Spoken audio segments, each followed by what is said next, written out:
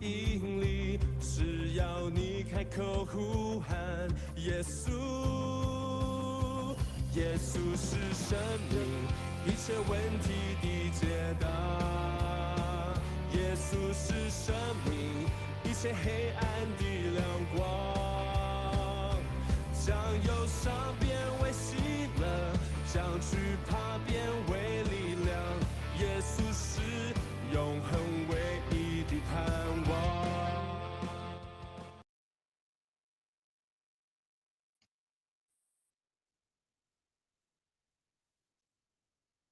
各位弟兄姐妹，大家早安，大家平安。我们今天要来开始《使徒行传》第2天的共读。那今天我们要请丁家硕长老来带领我们大家做开始的祷告。亲爱的上帝，感谢您，让我们一早起来，我们就能够聆听主你的话语，让我们能够借着牧师为我们讲解使徒行传的过程，让我们明白，在耶稣离开使徒之后，使徒他们如何去传讲神的话语，让我们知道圣灵一直在带领着他们，一直与他们同在。也求主你保守，让我们所有人也能够像之前的使徒一样，让你的灵一直与我们同在，也让我们能够在现在这个时代，勇敢的向外传讲主你的话语。我们这样祷告，奉主耶稣基督的名求，阿们。阿们，谢谢。我们昨天在《使徒行传》的第1章，那讲到了关于耶稣在这个路加写这封《使徒行传》的目的还有对象，以及他提到耶稣在复活后40天当中对使徒们的交代，不要离开，要等候，要到接受圣灵的洗礼，让圣灵来为他们施洗。那也在提到说不要追求当下现在，而是要预备，因为上帝国的临到是按着自己的权柄和所定的时候日期。那也在提醒门徒要到从耶路撒冷、犹太全地和撒玛利亚直到地极，要为主做见证，要宣扬，再得到从圣灵得到的能力来为主做见证。那最后也看到耶稣这些门徒们看到耶稣如何被接升上天，那有2个使者2个人来告诉门徒，不要只有用眼睛看，而是要预备要迎接，因为耶稣将要再来。好，那我们今天要来进入的是第1章的后半段，要从第12节来读到26节。我们请家硕长老来带我们一起来读。12节，于是使徒从橄榄山回耶路撒冷城去。橄榄山离城约有1公里。他们一进城，上了他们住宿的楼房，在那里有彼得、约翰、雅各和安德烈、腓力和多马、巴多罗买和亚太、亚勒腓的儿子雅各、约进党的西门和雅各的儿子犹大。他们常在一起同心祷告，当中也有几个妇女和耶稣的母亲玛利亚，以及他的兄弟们。过了几天，有信徒的聚会，约有120人参加。彼得站起来说：“朋友们，圣灵借着大卫的口，在圣经上预言有关犹大带人逮捕耶稣的事是必须实现的。犹大本来被拣选来分担我们的侍奉，是我们当中的一员。犹大用他作恶赚来的钱买了一块地皮，就在那里，他坠下，五脏并裂而死。住在耶路撒冷的人都听见这件事，所以用他们的语言叫那块地为雅各大马，意思就是血田。正如诗篇上写的：愿他的住宅荒凉，没有人住在里面。又有一处写着：愿别人取代他的职分。彼得接着说：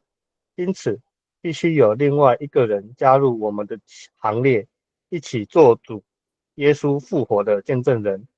这个人必须是当主耶稣在我们当中出入时，从约翰施洗开始到耶稣被接升天为止那一段时间，始终跟我们在一起的人。于是大家推选2个人，就是约瑟和马提亚。他们祷告说：主啊，你知道每一个人的心，求你指示我们，这2位当中哪一位是你所拣选来取代这使徒职分的？这职分犹大已经舍弃，到他该去的地方去了。说完这话，他们抽签，在2个名字中抽出马提亚来，他就加入11个使徒的行列。以上。谢谢江硕长老。好，那我们昨天从使徒行传当中好来看到这些门徒使徒的聚集。好，那是在聚集的时候耶稣在复活在40天的当中跟他们来嘱咐，好，就是命令他们。而聚集这个字的希腊文的原文是叫做一起吃盐。好，聚集就是一起吃盐。好，那就是说他可能就是一起吃东西。好，那盐代表咸味，就是用餐了。所以当他们一起聚餐的时候，聚集的时候，耶稣继续提醒他们不要离开，要等候，要受圣灵的洗礼。那因为他们得着能力，就要到4个地方分3阶段4个地区。一个是耶路撒冷，就是他们不要离开的地方。那第2个就是他们从犹太到撒玛利亚，就是他们开始往外邦的方向去。那最后是直到地极，就是天涯海角。所以可以看1到8章是在耶路撒冷的圣灵和门徒们的作为。那8到12章是讲到在犹太和撒玛利亚地的见证，包括腓利，包括扫罗，包括彼得，还有巴拿巴。那13到最后的28章就是开始地极，有保罗3次的传道旅程，以及最后第4次要往罗马去的这个审问之路、审判之路。那么今天要继续看的是第1章，好，那就是这一群等候的门徒。好，那他们在等候当中做了什么事情，我们可以从路加的使徒行传当中来记载。那12节讲到，于是当耶稣升天后，2位穿白衣的使者对他们说，耶稣将要怎么样再来。那他们就从橄榄山回耶路撒冷去了。那橄榄山，那在旧约当中有出现，好，那特别在旧约的先知书撒迦利亚书的14章第4节，也有讲到那个末日的情境，也提到了橄榄山的情景。那橄榄山呢，离耶路撒冷约有1公里。那和本是说翻成2000肘，2000肘，那大概就是 1.1 公里左右。好，那他说是一个安息日可行走的路程。好，那所以在和本当中有提到这个1公里也代表2000肘，代表安息日不可做任何的工。但是呢，在犹太人他们的律法当中，好，那他们可以允许走1公里的路，好，大概1公里出头的路。那橄榄山是在耶路撒冷对面，我们可以从右下角这个地图可以看到橄榄山，好，是在这整个耶路撒冷的城区好的东边。那地势呢稍微高一点，好，但是这中间有一个山谷，所以这可以看到橄榄山的这个形状其实也并没有很高。好，那克西马尼园，好，那耶稣升天的教堂，好，那都在，还有这个耶稣都有记载好关于橄榄山。那这是从整个这个鸟瞰图可以看到橄榄山的样貌，好，大概就是一个比耶路撒冷的锡安山好再稍微高一点点好的一个山头。好，但就是2个对面。好，那这样的走过来的距离好大概也是在1公里左右。好，会经过的是克西马尼园了。那这是从橄榄山好来看过去，对面就是耶路撒冷的样子。好，所以这2张图可以看到就是彼此对看对望。那在第12节好讲到他们看到耶稣升天的地方呢，好，就是在橄榄山。好，所以他们回去到城里面。好，那一进城呢13节他们就去到所住宿的楼房。好，那可见呢，当耶稣复活后显现，向门徒显现的时候，好，那他们可能都一直持续在这地方。好，那这个可以住多少人呢？好，我们从等一下的这段当中看，不是只有11个使徒住宿加耶稣。好，那甚至呢可能连这个120个弟兄，好，他们都可以在这弟兄姐妹都可以在这边一起来祷告。好，所以这个是一个住宿的地方，是一个大的房子。好，那我们等一下后面会继续来提到。那在这里呢，路加先介绍在这里有谁，那就是12使徒当中扣掉了犹大的11个人。那这里用颜色对照，就是彼得和安德烈是兄弟，约翰和雅各是西比泰的儿子，也是兄弟。那再来是菲利多马一组，巴多罗买马太一组。好，那亚勒菲的儿子雅各和雅各的儿子犹大，好，那这个有可能是兄弟，好，因为这个雅各的儿子，那在圣经有另外小字的儿子也可以翻成兄弟啊，所以这个雅各和这个犹大不是出卖耶稣的犹大。好，那这2个人也可能是兄弟，所以12使徒当中，可能至少有2对或是3对的兄弟党，好，那另外的3对的另外6个人，好，就不是兄弟，就是菲利多马、巴多罗买、马太，还有奋锐党、激进党。奋锐党、激进党，我们在读路加福音的时候已经有提过，就是属于热心激烈，绝对效忠律法，而且他们是一心想要以色列复国的一群。好，所以1章6节说，主啊，你要在这时候复兴以色列国吗？很可能就是这个西门，奋锐党的西门所说的。好，那彼得也叫做西门，所以有时候为了怕2个叫错，好，所以会用彼得来叫西门。好，那所以在这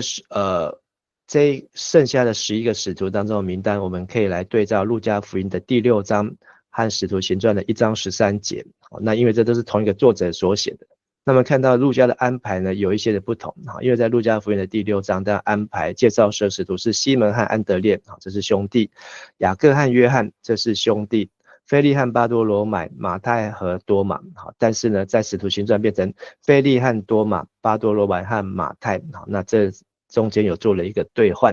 那后面又一样，亚勒菲的儿子雅各和奋锐党的西门，那雅各的儿子犹大和麦祖的加略人犹大。好，所以有2个犹大，有2个西门，有2个雅各。好，但我们很容易在这12个人当中来搞混。好，但是在使徒行传特别安排，就是前面3个人，彼得、约翰、雅各。前面这3个人呢，好，那路加显然是有意把他们排在前面。好，因为我们也看到整个使徒行传当中，除了在这里出现他们的名单之后，后面的使徒行传就是只有讲到彼得、约翰和雅各，其他的在第2章之后就没有再提到这些的使徒们，好的加上腓利，好，那就没有再特别的再提到。好，所以可能有特意要介绍这3个使徒给提阿非罗来认识啊。那14节这些的使徒们呢，好，他们看见耶稣升天，回到城里面去，好，到了这个住的楼房。那这个楼房的好，它的原文是意思是说有楼上的房子，好，有楼上的房子，所以它不是只有平房。好，那我们可以从今天的圣地耶路撒冷的城区，好，可以看到这个是在中世纪第10世纪的时候，十字军东征时期所建的教堂。好，那这个地址呢，可能就是在当初的马可楼的地方啊。好，那当然建的是比较富丽堂皇。好，那但是呢，以当时的想象来看，好，那这个他们在这里住宿和祷告的房子呢，好，也不是一个小的房子，好，因为可以容纳许多的人。那除了这12使徒，还有一起祷告的也有妇女和姐妹，好，包括耶稣的母亲玛利亚。好，那在使徒行传12章有提到这个马可楼，这个祷告的地方叫马可楼，是马可楼。12章12节。好，那彼得从监牢出来之后，就往那称呼马可的约翰他母亲玛利亚家去。好，在那里有好些人聚集祷告。所以这个马可楼呢，因为要称它楼，就是它不是只有1层，它有楼上，甚至到3楼。那但是这里讲到耶稣的母亲玛利亚，马可的母亲也叫玛利亚。好，所以在圣经当中有5到6个玛利亚。好，那在为了避免混淆，好，所以他有特别提到。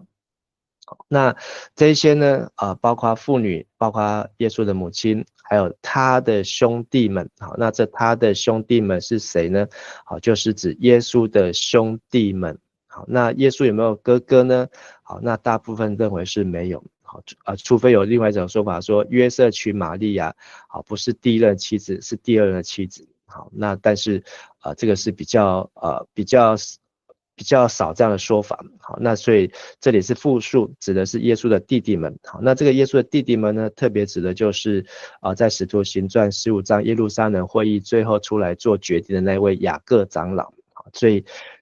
这里可见呢，这个耶稣的弟弟雅各呢，并没有被选为12使徒当中，但是他后面却成为耶路撒冷教会当中很重要的一位长老。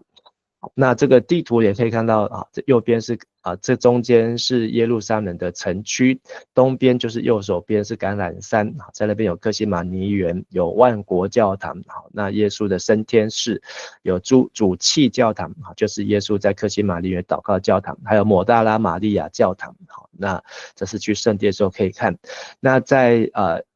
城区的南边呢是锡安山，整座的锡安山，包括安眠教堂、马可楼、大卫陵寝和基民教堂，就是彼得3次不认主的地方。那北边有这个花园走。那在这个城墙的当中，除了东边有狮子门、金门，南边有粪场门、锡安门，那西边有约帕门、新门，北边有大马士革门和西律门。好，那现在的耶路撒冷有分为4个区，好，右上角的是穆斯林区啊，好，那占了这个最重要的地区，包括圣殿山，好，现在盖的金顶寺、银顶寺都是穆斯林区。好，那右下东南边是犹太人区，左下是亚美尼亚人区，左上西北边是基督徒区，所以犹太城的城区可以分为这4个部分。好，那在这一节在这一段当中呢，就是他们祷告之后要做什么？好，因为那时候圣灵还没有降下来，所以呢，他们在聚会15节和合本说那时，好，那现代中译本直接说那过了几天，好，到底会有几天呢？好，因为从耶稣升天是第40天，到五旬节圣灵降临是第50天，所以这中间也不会有超过10天，就是在这10天当中呢，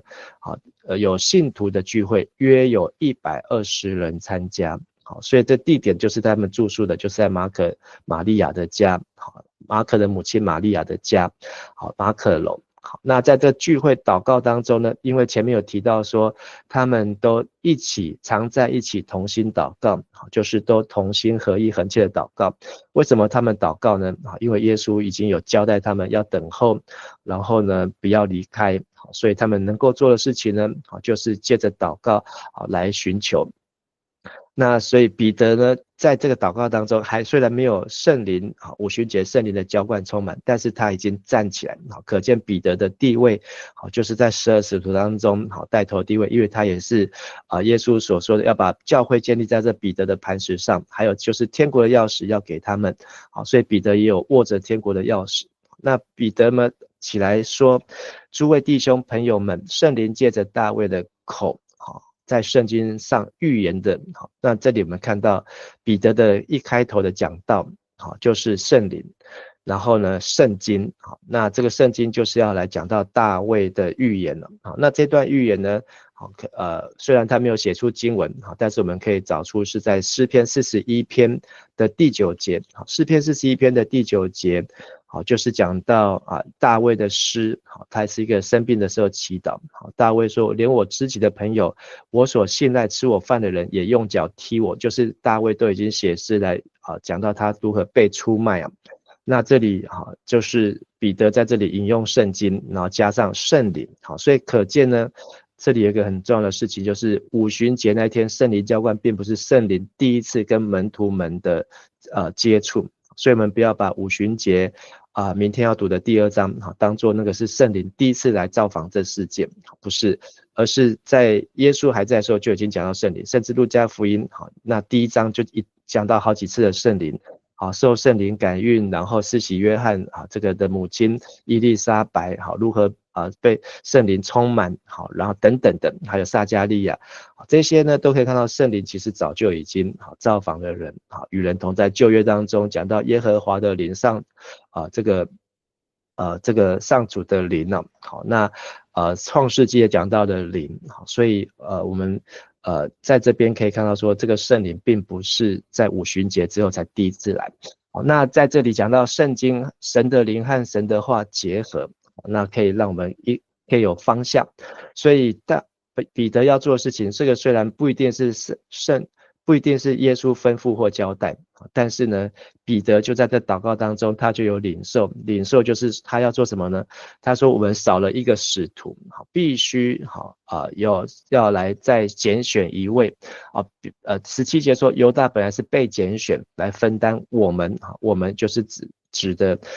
我们这些的门徒好的侍奉，那这个我们是指12使徒，那但是18节说犹大却用他作恶赚来的钱，好，那和本说不义的代价，不义的工价，好，来买了一块田好，那从马太福音26章27章知道这不是犹大买的，是他上吊自杀之后，好，那人家用他这些钱去买了一块田，好，那块田在使徒行传就有了这个名字叫做雅各大马。雅各大马呢是亚兰文，因为耶稣那个年代通用的语言是亚兰文，那亚兰文的意思就是血田但是在使徒行传当中呢，对这块田有更多的记载，有3件事情，就是犹大有这块田，但是呢他却身子扑倒，身子扑倒呢和合本是翻成身子扑倒，好，现代中译本呢，好就翻得比较清楚。身子扑倒，它的原文意思就是倒栽葱，好，头下脚上，好，所以现代中译本说他坠下，然后呢五脏崩裂，好，所以和本是说肚腹崩裂，好，所以这五脏崩裂而死，好，就是应该从上面好上吊自杀，好，然后头下脚上。然后掉下来，肠子，第3个就是肠子裂开那肠子裂开是在和本当中有翻译出来，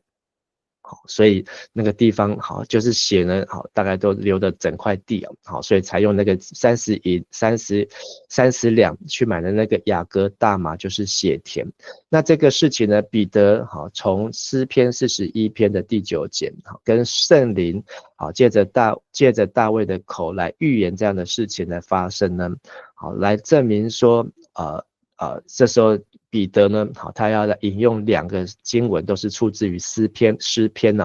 好，那这个事件正如诗篇上所写的，好，第一个是在69篇25节，愿他的住处荒凉，没有人住在里面好，所以诗篇69篇的25节，好，那这一段诗篇也是大卫的诗篇，好，所以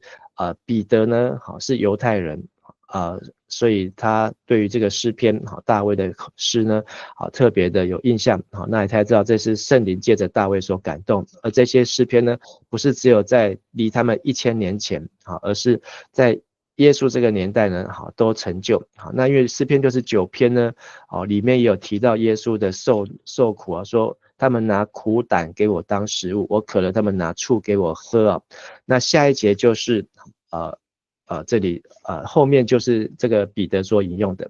好，那大卫那时候写说，愿他们的宴席在他面前变网罗，他们的平安时候变为圈套，愿他们眼睛昏花看不见，愿他们住处成为废墟，他们帐篷无人居住所以那个血田呢，好，那让彼得他感受到这一块地方呢不能住人了，好，所以呢，因为有身为一个兄弟好，因为有人在这边丧命，好，所以呢，好，这就成就了大卫的诗词大卫的，他不一定是预言，但是圣灵把这个事情呢，好，在那个年代就把它显现出来。那还有一处呢，愿别人得他的职分，好，是在诗篇的109篇。诗篇的109篇的第8节，109篇也是大卫的诗好，那他在向神诉苦说他如何被围绕，被说怨恨的话，无故的被攻打，好，然后但是大卫只有专心祈祷。好，那大卫在诗中也向神祷告，愿这些攻击他的人的年岁短少，愿别人得他的职分好，这好像是一个咒诅咒骂的诗好，但是呢，彼得在这里都引用，所以69篇、109篇，还有41篇，好，彼得在这里引用了3首的诗篇，都是大卫的诗。好，那他引用的呢不是希伯来文，引用的都是74译本，就是希腊文。所以那时候彼得呢，好，他可能说亚兰话，好，但是读的呢可能是旧约的74译本，就是希腊文的旧约好，不一定是读希伯来文的诗篇好，但所以才会被路加写在这个地方。好，那所以在这里呢讲到的就是彼得他起来聚会当中好所宣告。那他的结论是什么呢？21、22节，所以彼得接着说，因此必须有另外一个人加入我们的行列，一起做主耶稣复活的见证人。那这个人呢，有一个条件，有几个条件，必须是当主耶稣在我们当中出入时，什么时呢？就是耶稣跟他们在一起，从施洗约翰开始，可见这些门徒跟随耶稣，大约就在施洗约翰那时候就已经遇见耶稣、听见耶稣，或是跟随耶稣，到主耶稣被接升天为止那一段期间，大概就是这3年半的时间。3年半的时间，跟耶稣一起出入的人，才能够成为这12使徒的职分。第一个，第二个呢，就是要始终跟我们在一起，始终跟我们在一起。那第三个呢，就是必须为耶稣做见证，一起做主耶稣复活的见证人。那这个是狭义的12使徒的定义，就是从21节、22节这边所彼得所列出来的，因为他是有这个天国的钥匙，因为这个是教会的石头建立在彼得身上，所以他说的大家也都没有人有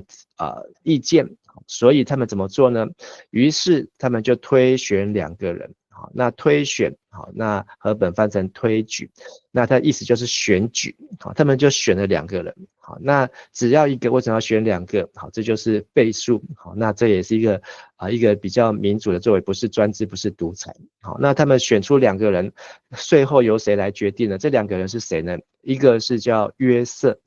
约瑟又叫做拔撒巴，又叫犹士都，因为约瑟这个名字在出现太多次，在新约4福音书到使徒行传出现太多个约瑟，所以他又必须要再给他一个名字，犹士都，犹士都的意思是公正的。巴撒巴，巴撒巴，我们巴什么巴什么就是谁的儿子，这第一个巴是指谁的儿子。那后面这个撒巴呢，撒巴有2个意思，一个就是撒巴斯，就是安息，那所以是安息的儿子，或是这个撒巴也是老人的意思，老人的儿子。不论如何呢，那这个人是一个被推选出来的名单，那从这个他可能是安息之子、老人之子，或是公正的人。那另外一个叫做马提亚，马提亚呢，这个意思是神的恩典，神的恩典。好，那如果我们没有看到他的长相，只从他的名字，我不晓得你会想要选谁。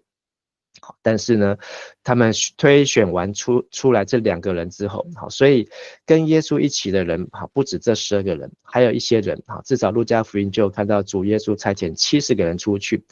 所以那么多的门徒当中，可能有很多，那他们选出2个，那最后他们怎么做呢？他们就先祷告，祷告之后怎么祷告？主啊，你知道每一个人的心，那求你从这2个中指明你所拣选的是哪一位，来取代那个失去使徒职分的人。那对不起，刚才忘记提，为什么这12使徒要这么重要，一定要凑齐12个呢？那这也是在前面路加福音有提到，路加福音的22章有提到说，耶稣对这12使徒说，他们要审判以色列12支派，他们要背起十字架来跟随耶稣，他们要跟着耶稣一起服侍众人，然后来服侍做人的仆人，等等的。那因为12支派，每个支派都有一个对照使徒，我们看到启示录24个人，那就代表12使徒加12支派，在这启示录的第4章所以在这里呢，必须彼得知道这个12使徒很重要，那他就一定要再来取代犹大，因为犹大已经失去了，所以他们做完这样祷告之后怎么做呢？他们就抽签。那这个抽签呢，和本翻成他们就摇签。那这摇签呢，就是把签然后这样用摇的方式让它掉出来。掉出来之后呢，那后来掉出来这个名字就是马提亚，就是神的恩典。那他就加入11使徒的行列，就变成12使徒。好，那这是这段经文，但是我们可以知道后来这位马提亚，他有没有在使徒行传当中有扮演角色呢？那并不多，好，至少甚至连这个马提亚的名字在后面完全没有再出现过，甚至这个新约的书信当中也没有再提到他。但是他不是说他都没有做事情，而是他要和这12使徒一起的继续的同心合意祷告，而且的马提亚也好，犹士都也好，他们都是跟着耶稣从施洗约翰的时期就一路来到现在的耶路撒冷，所以他们都3年半以上的时间跟随着耶稣啊，所以我们不要觉得他们都不重要，他们都是劳苦功高，只是圣经不一定路加有去篇幅记载他们，但是他们确实都是有完成这3个条件，就是耶稣的整段服事时间3年半，一起跟着耶稣出入。第二个就是他们都常常跟着门徒一起，表示他们也是吃一起住一起睡一起，然后一起做工一起传道，一起传福音。还有第3个就是他们都见证耶稣的复活，都是耶稣复活的见证人。所以这些名字呢其实都是非常的宝贵。好，那今天这段经文让我们看到一个新的使徒的诞生，因为耶稣自己挑了12使徒，但是耶稣复活升天之后，耶稣也没有指示他们，也没有告诉他们，但是他们就是在一起祷告的时候，五旬节圣灵都还没有降临充满能力在他们身上的时候他们就已经有了这样子的感动，就是必须要坚守这12个使徒，而不能够少一个。那怎么诞生呢？他们是经过同心合意恒切的祷告，而有人失去了职分，就必须有人来得他的职分。所以这个职分呢，在这些使徒来看，都是主已经定好安排好。所以他们为什么要做这样的事情，就是要他们看重这个职分，把这个职分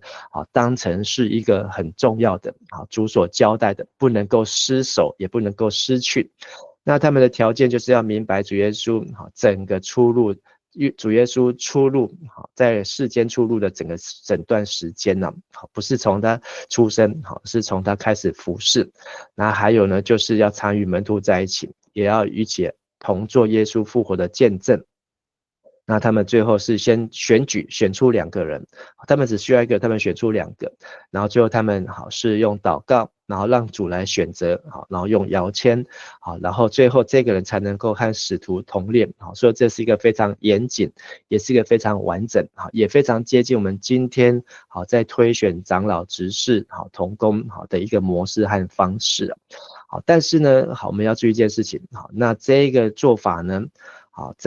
这是在五旬圣灵降临之前的模式，就是那10天当中所做的。那在10天后，五旬节圣灵降临之后呢，后面是怎么做的呢？好，那我们就可以后面继续来看，做一个对照。好，但是无论如何，这几个原则都很值得我们学习。当我们需要同工，当我们需要选出新的长老执事，我们需要有一段同心合意的祷告的时间，也要明白这个职分，有的人是轮休，有的人是借灵，有的人是请辞，有不同的原因，但是呢，这个职分依然都很重要，在教会当中，而要选出的这些的新的同工，必须要对于主耶稣，他为什么道成肉身来到世上，为什么他要受洗，受施洗约翰的洗礼，到他如何传天国的福音，讲天国的见证，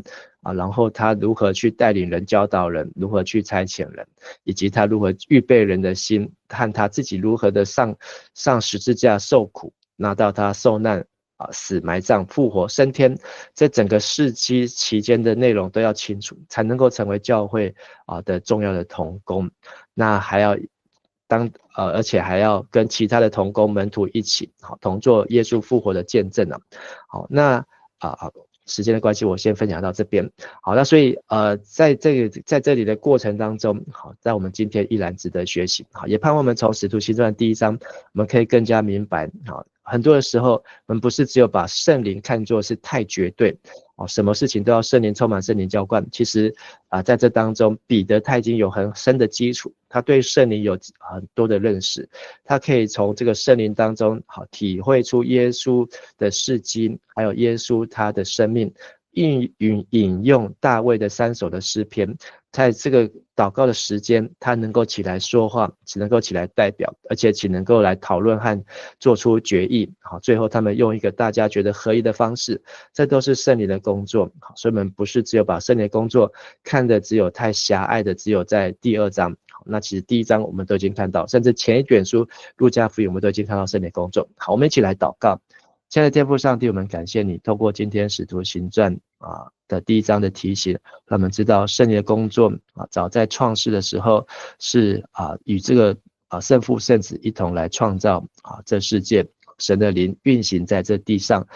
虽然我们对圣灵并没有完全或是清楚明白，但是借着圣经可以让我们知道圣灵早就在这世上是神的灵，是使人能够有活气，使能够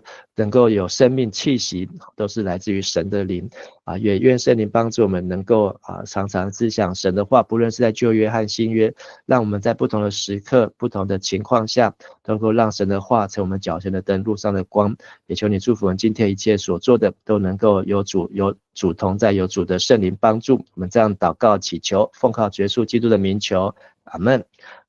谢谢大家，大家平安。谢谢牧师，谢谢牧师，谢谢平安，谢谢牧师，平安，谢谢谢谢牧师，平安，谢谢牧师，谢谢。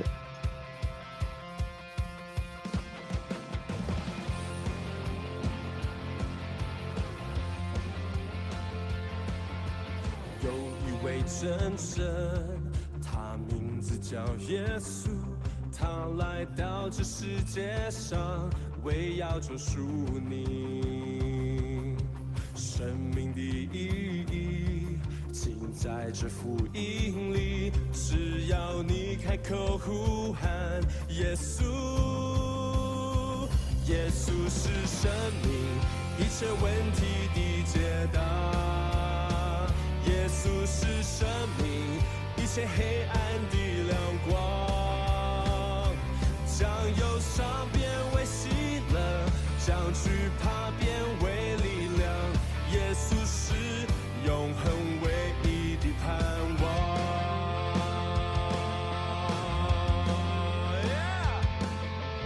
有一位真神，他名字叫耶稣，他来到这世界上，为要救赎你。生命的意义尽在这福音里，只要你